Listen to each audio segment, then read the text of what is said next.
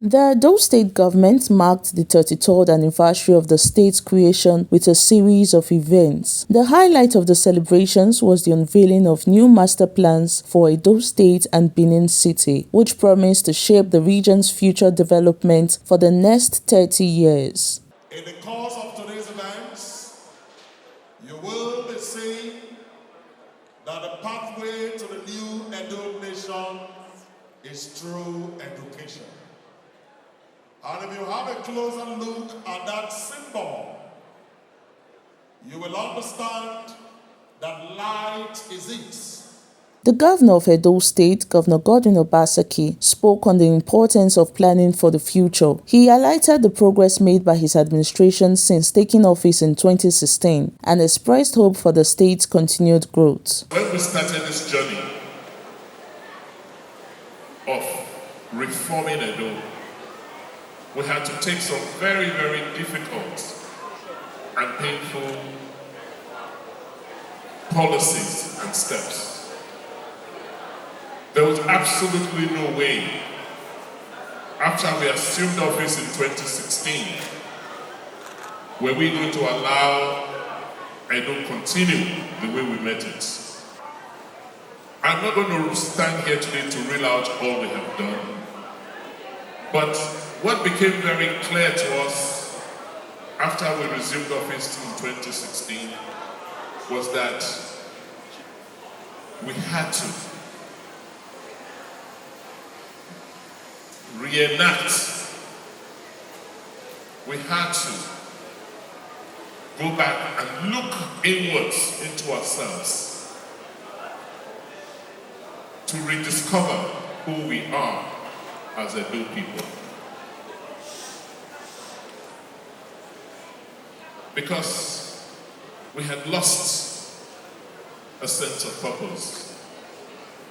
We seemed not to, maybe because of some recent historical accidents, know who we are.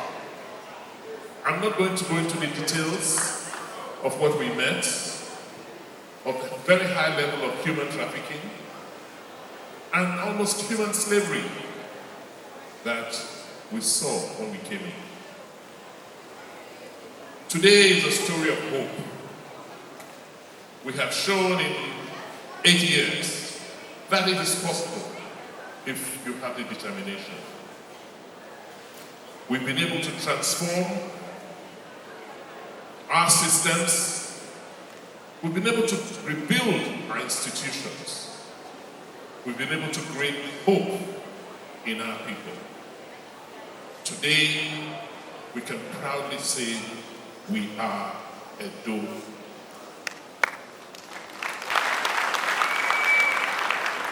And we know that we have a glorious past, a glorious history that makes us a glorious nation.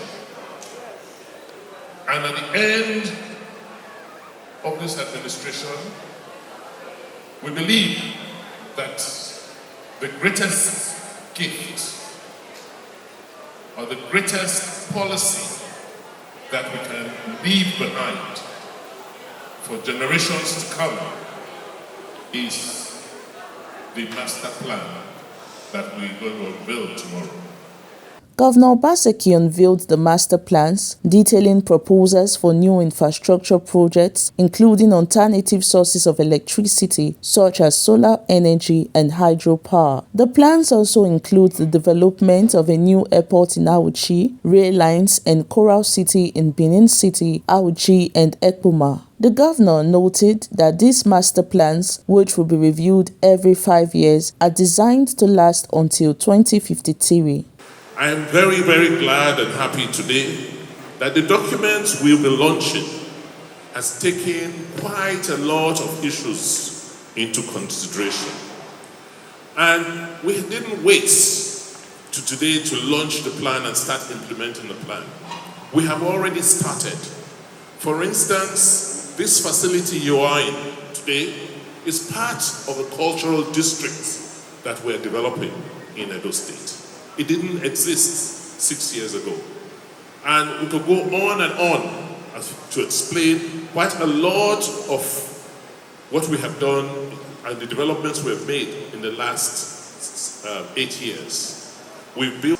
So this plan for us is to help us begin a culture or reenact that culture, that thing in our DNA which we've had for centuries of planning.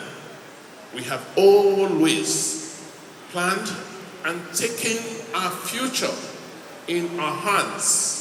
We've taken our destiny in our hands as Edo people throughout our history.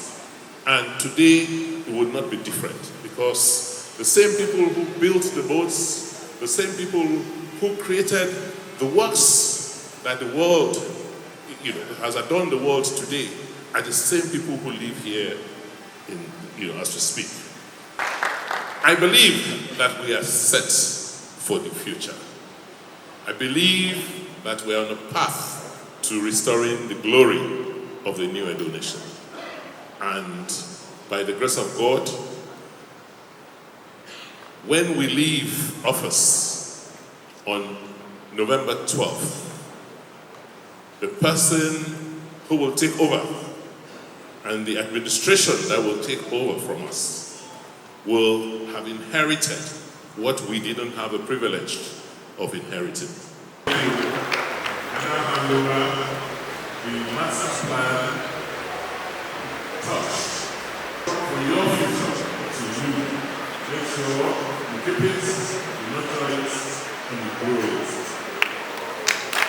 The Commissioner for Physical Planning, Housing, Urban and Regional Development, Commissioner Isoken Omo, provided additional insights into the master plans, emphasizing their data-driven and stakeholder-engaged approach. Commissioner Omo revealed that over 22,000 properties were visited during the planning process, and 27 consultations were held with stakeholders across all 18 local government areas of the state. Actually, we've had this is the fourth master plan from Midwest, which was the Policy plan, and then we had the Bendel State Plan of Doxasis, and then in 1992 we have the Upper Iwana Plan. In 1992 they started doing things differently, in that they started planning for the major cities. So we do have a Benin City Master Plan, Auchi Master Plan, Ekpomak Master Plan, Irua Master Plan. But all of these plans, if you look at them today, they are not up to 30% in implementation. Because what had happened was, these plans were designed, most of the time, with people from outside of this country. The Policy plan was done in the United Kingdom. The Doxasis plan was done in Greece. It's only the Obayiwana plan that is localized. So these people sit wherever they are, they come and get the brief, they look on their maps, and they do a design for us. And they send these designs, we are not participating, and they do a big launch of these designs, and the designs just go on one shelf. So the government is going this way, and the designs are going the other way. That is what has happened. So but right now, we have said, let us come and involve our people. Because if we don't not do that, then any plan we are going to design will actually not be implemented. We believe that these master plans will be implemented because they are people-centric and they are data-driven. For an empire that was considered and acknowledged as a place that was planned and more beautiful than Lisbon in the 16th century, we want to go back. And that's what we're talking about, the glory of the new Edo nation. So what have we done? We have visited over 700,000 homes. We went to the 18 local governments in the 3 senatorial zones. We met with 27 different sets of stakeholders in our states. We went externally as well to gather data and to ask them, what do we want? Additionally, the Commissioner for Education, Dr. Joan Oviawe, announced that the new master plans would be integrated into the state education curriculum. Dr. Oviawe explained that this integration would help equip students with the knowledge and skills necessary to contribute to the state's development, ensuring that the master plans are not just theoretical documents, but tools for real-world application. We in the education sector feel very privileged that we have been given this opportunity today to showcase how we intend to incorporate the 15 sectors that are in the Edo State Master Plan into our school curriculum. So, Your Excellencies, throughout today's very brief program, you're going to see our students and pupils showcase how they have imbibed the master plan. And the reason we have congregated everybody here this morning is to make sure that everybody within the education ecosystem understands and knows about the master plan. The governor very recently approved the setup of this project monitoring team, which is very, very clear and fundamental. And that project monitoring team has been inaugurated by the immediate passes to the state government. It's important that we monitor the projects that will be executed between now and the next 30 years to ensure that what you have seen virtually becomes a reality. You cannot try the system of creating an environment that is filthy. So the first thing we need to do is to ensure that we take ownership of our spaces, whether it's just spaces where we live or where we do business or we even go to school. That is number one. The number two of it is we must be willing in trying to own the environment, especially with the children of today. We should be able to transfer their properties and adopt a trade. Because the environment that you rightly mentioned earlier is the right to be in terms of recreation. There's nothing to do about recreation in terms of physical space and all of that, and not being able to have a great environment. So the entire physical space itself should be an encouraging system or ecosystem that encourages recreation. And that recreation actually starts from your home by making sure that when you live has some green surroundings, trees, and all of that. Before now, from the record, the Edo State only had about 277 mining companies, which these companies are not translating the value to the communities. So we went ahead to do a lot of application and profile them so that we'll be able to know what they are doing at the moment and the minerals that are extracting and what we need to do with those minerals. The Ministry of Mining and Energy, as of today, can tell you for free that we know our mineral intelligence, we have our record of that. Then we can also tell you the plans and the vision the government has set for the remediation as well as control of mineral mining hazards in terms of food security. So far, Edo State now is the leading mining state in Nigeria because we have about 77 different mineral groups in clusters. We're also telling you right now that we can now control the issue of community engagement, which is one of the major crises in mining sector. We in the ministry have explained exactly what we think are the challenges within the sector. I think it is very true, stating the fact that agricultural revolution leads to industrial revolution. And if that must happen, we must begin to readdress our policy position. And that we have done. The revolution we are witnessing in Edo today is called the policy change. For instance, for us to drive, growth in the small holder agribusiness, we needed to develop capacity within that sector. For instance, if you look at our life ending program in the Ministry of Agriculture, where we send incubators to incubators for training, we have about 3,000 of them so far. Some of those incubators now are not incubators. That's why they are not training, but they have been trained. So they don't have apprenticeship within them. You see, we did not just stop there. Our policy that have brought in investment, created an enabling investment for agro investment is beginning to yield results. The future for us, as well as is to look at our technology as we speak, and you can check this data. Edo is the safest place right now in Nigeria, and don't take my word for it. doing your analysis 5 years ago, 4 years ago, 3 years ago, 2 years ago, we used to hear armed robberies regularly. You don't hear all that anymore.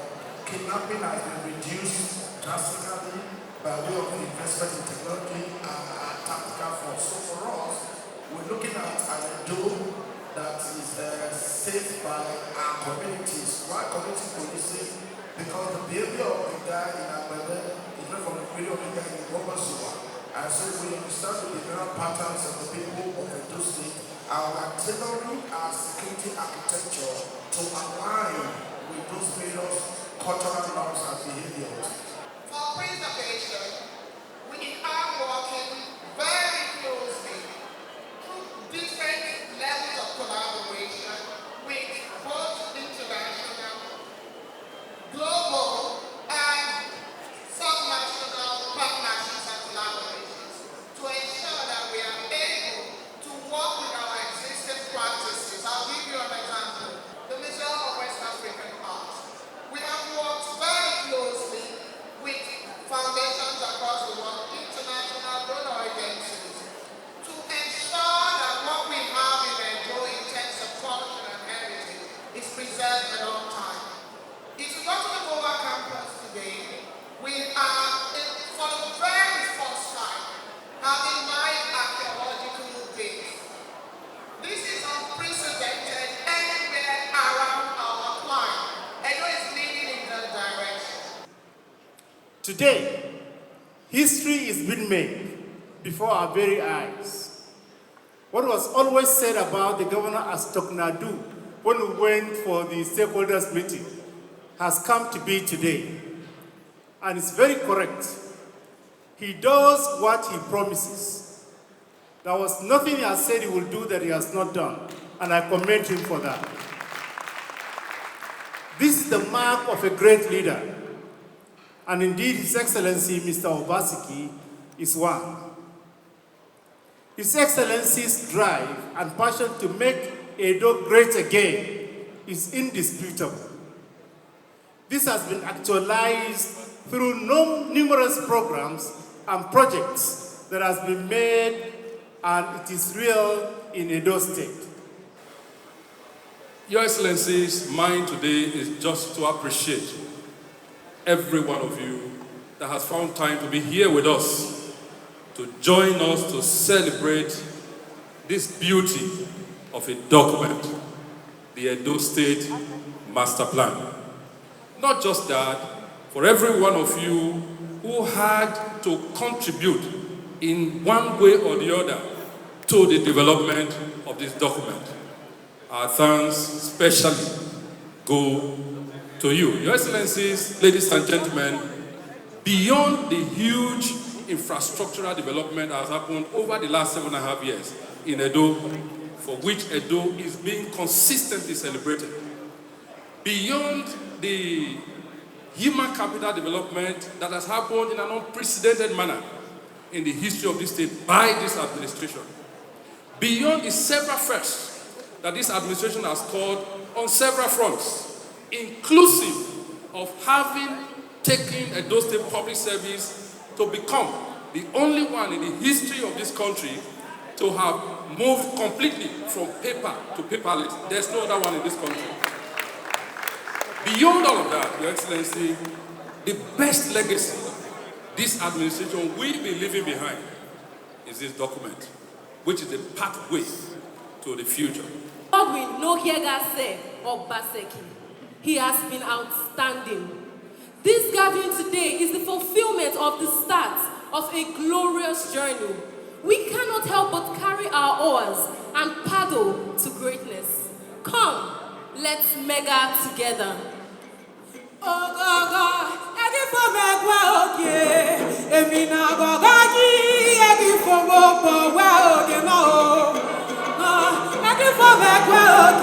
As Edo State moves forward with these ambitious plans, the state government remains committed to ensuring that the development is inclusive, sustainable, and beneficial to all its citizens. Irene Ejoba, PFM TV News.